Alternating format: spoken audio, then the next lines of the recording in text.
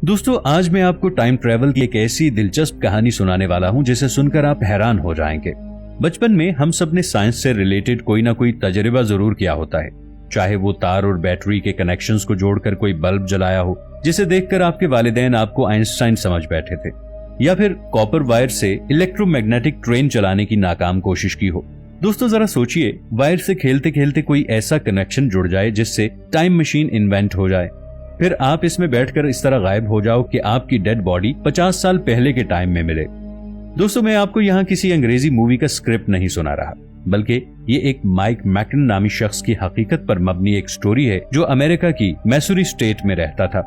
ये कहानी 1995 से शुरू होती है जब 21 साला माइक इलेक्ट्रिकल इंजीनियरिंग की पढ़ाई करने के बाद एक नौकरी की तलाश कर रहा था। अब जबकि माइक ने इलेक्ट्रिकल इंजीनियरिंग की हुई थी तो जाहिरी तौर पर उसे इलेक्ट्रिकल इक्विपमेंट और उनके साथ तजर्बात करने का काफी हद तक शौक था। इस वजह से उसके घर कोई ना कोई इलेक्ट्रिकल इक्विपमेंट पड़ा ही रहता था। माइक ने नौकरी के लिए बहुत सी जगहों पर अप्लाई भी किया, लेकिन उसे उसकी काबिलियत के मुताबिक नौकरी न मिली। फिर माइक ये सोचकर घर पर ही एक्सपेरिमेंट करने लगता है कि एक दिन वो कुछ ऐसा इजाद करेगा जिससे दुनिया दंग रह जाएगी। माइक काफी ज़हीन नौजवान था। उसका ताल्लुक एक गरीब खानदान से था। उसके पास अपने तजुर्बात के लिए रकम नहीं थी।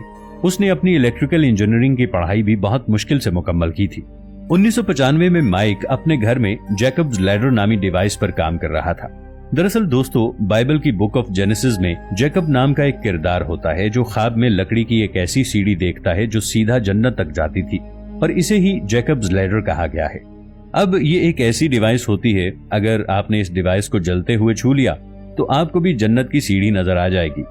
ये डिवाइस हाई वोल्टेज और हाई फ्रीक्वेंसी पावर का इस्तेमाल करके एक ट्रैवलिंग आर्क को क्रिएट करती है। ये बात आपको जरा मुश्किल लग रही होगी, चलिए इसको जरा और आसान कर देते हैं। बुनियादी तौर पर ये कनेक्टिंग वायर्स होती हैं। ये वी शेप में लगी होती हैं। अब ये नीचे की तरफ से ट्रांसफार्मर से जुड़ी होती हैं जो पोटेंशियल हाई डिफेंस को क्रिएट करते हैं, और इलेक्ट्रॉन एक दूसरे को रिपेल करने के चक्कर में एक तार से दूसरी तार की तरफ जंप लगाने लगते हैं। हमें दोनों वायर्स के बीच इलेक्ट्रिसिटी का आर्क नजर आता है जो कि इसे आसपास की हवा को आयोनाइज करता है। इतने ज्यादा हाई वोल्टेज की वजह से यहाँ काफी ज्यादा हरारत पैदा हो जाती है जो आयोनाइज्ड हवा को काफी ऊपर ले जाती है। तो हमें ऐसा लगता है कि ये हाई वोल्टेज आर्क जन्नत की सीढ़ी चढ़ रहा है, इसीलिए इसे जैकब्स लैडर का नाम दिया गया है। यहाँ पर दिलचस्प बात यह है कि हमारा आर्क वायर में उस जगह से बनना शुरू होता है जहाँ रेजिस्टेंस सबसे कम होता है, और सफर करता हुआ वहां तक जाता है जहां रेजिस्टेंस सबसे हाई होता है। अब माइक का ध्यान इस आयोनाइज्ड हवा की तरफ जाता है जो हरारत के होने की वजह से ऊपर की तरफ उठ रही थी।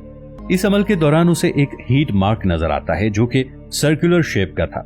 इसे देखकर वो बहुत ज्यादा मुतजस्सिस हो जाता है। अब माइक इस सर्कुलर हीट मार्क वाली जगह पर एक शीट मेटल स्क्रू रखता है और पूरे तजर्बे को दोबारा से दोहराता है। माइक ने जब ऐसा किया तो एक पल के लिए वो स्क्रू गायब हो गया था। दूसरे पल अपनी ओरिजिनल जगह से कुछ फीट दूर नजर आता है, यानी एक पल के लिए उस स्क्रू ने टाइम ट्रेवल किया था। ये देखकर माइक के जहन में टाइम ट्रेवल मशीन बनाने का आइडिया पैदा होता है। इसमें बैठकर वो फ्यूचर में जाना चाहता था और लॉटरी की टिकट का नंबर जानकर वो वापस आना चाहता था। इस तरह वो लॉटरी जीत सकता था और अपने एक्सपेरिमेंट्स को जारी रख सकता था। इस एक्सपेरिमेंट के दौरान माइक मुसलसल एक मसले का सामना कर रहा था। वो मसला कॉम्पैक्ट डिस्क लेजर का बार बार जल जाना था। माइक को हाई वोल्टेज इलेक्ट्रिसिटी और साथ में बड़े पावरफुल ट्रांसफार्मर की जरूरत थी। उसका वो छोटा सा सेटअप माइक को खुद नहीं बल्कि सिर्फ एक स्क्रू को ही टाइम ट्रेवल करवा सकता था। माइक इन ट्रांसफार्मर्स को खरीदने के बारे में सोचता है, लेकिन ये बहुत ज्यादा महंगा था। अब एक दिन माइक की नजर पास में लगे Saint Joseph light and power generation station के 6 ट्रांसफार्मर्स पर जाती है, और वो फौरन फैसला करता है कि अपने तजुर्बे के लिए इन्हीं ट्रांसफार्मर्स का इस्तेमाल करेगा। माइक उन ट्रांसफार्मर्स को चुरा लेता है और साथ अंडरग्राउंड वायरिंग करके उन पावर स्टेशन से फ्री की इलेक्ट्रिसिटी हासिल कर लेता है। लेकिन माइक का ये तजुर्बा नाकाम होता है और वहाँ एक बहुत बड़ा धमाका हो जाता है। इसी वजह से एक बहुत बड़े एरिया में लाइट भी चली जाती है। अब इससे कुछ देर बाद 29 जनवरी 1995 में माइक को अरेस्ट कर लिया जाता है। अदालत में माइक जज के सामने ट्रांसफार्मर चोरी करने की बात को कबूल कर लेता है और अगले कुछ महीने जेल की सलाखों के पीछे गुजारता है। अब इतना बड़ा कारनामा करने के बाद माइक अपने इलाके में इतना ही मशहूर हो चुका है जैसे एक इंसान कुछ इन्वेंट करने पर मशहूर होता है। जब माइक जेल से रिहा होता है तो गोस्ट टू गोस्ट रेडियो के होस्ट आर्ट बेल उन्हें अपने शो पर मदऊ करते हैं। दोस्तों, मैं आपको जो भी कहानी सुना रहा हूं, ये मैं माइक के घर के अंदर जाकर जायजा लेकर नहीं सुना रहा, बल्कि माइक ने ये बात खुद आर्ट बेल के शो में बताई थी। उसने इस बात को भी कबूल किया कि वो टाइम मशीन बनाने की कोशिश कर रहा था। जेल की हवा खाने के बावजूद माइक के दिमाग से टाइम मशीन बनाने का भूत नहीं उतरा था और वो फिर से अपना एक्सपेरिमेंट शुरू करने की बात करता है। माइक का कहना यह था कि इस बार वो सब कुछ लीगल तरीके से करेगा।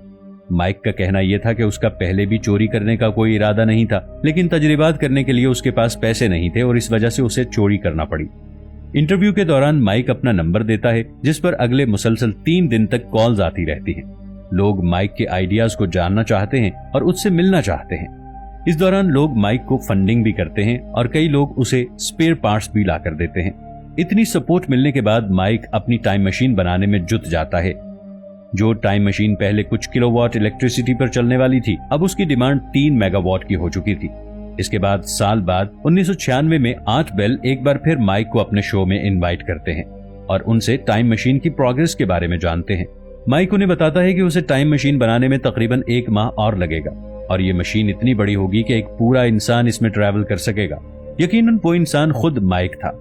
माइक के कहने के मुताबिक उन्होंने टाइम मशीन बनाने के लिए बहुत से तजर्बात किए थे और कुछ तजर्बात में हैमस्टर और गिनी पिग्स भी शामिल थे। उन्होंने तकरीबन 200 ऑब्जेक्ट्स पर यह तजर्बात किए थे। इन तजर्बात में ऑब्जेक्ट्स हर बार एकदम से गायब हो जाते थे और कुछ वक्त के बाद अपनी असल जगह से थोड़े फासले पर जाहिर होते थे। माइक का खुद कहना था कि वो एक दफा टाइम ट्रैवल कर चुका है। इस दौरान वो 2 साल और 2 माह आगे गया था। वो अपने घर से 800 मील दूर जाहिर हुआ था और वो बाद में वापस आ गया था। अब शो के आखिर में माइक ऑडियंस को अपने घर का एड्रेस भी बताता है।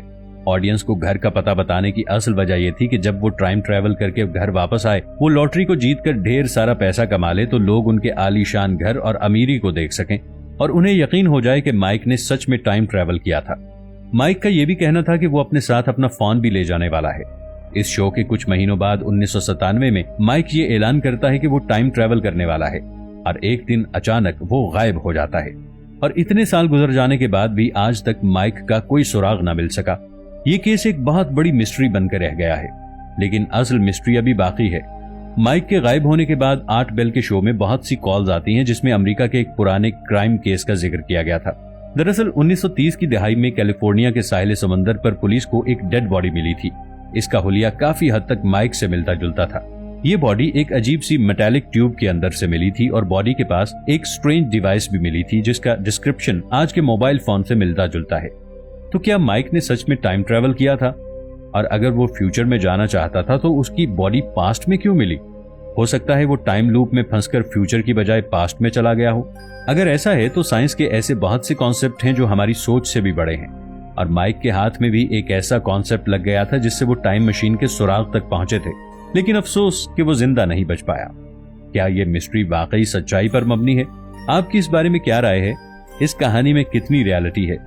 क्या माइक ने सच में एक टाइम ट्रैवल मशीन बनाई थी या क्या ये सब कुछ झूठ है? आपको क्या लगता है? हमें इस बारे में स्टडी करके इसके पीछे छुपे हक़ाइक़ के बारे में मालूमात हासिल करनी चाहिए। नीचे कमेंट्स में जरूर बताइएगा।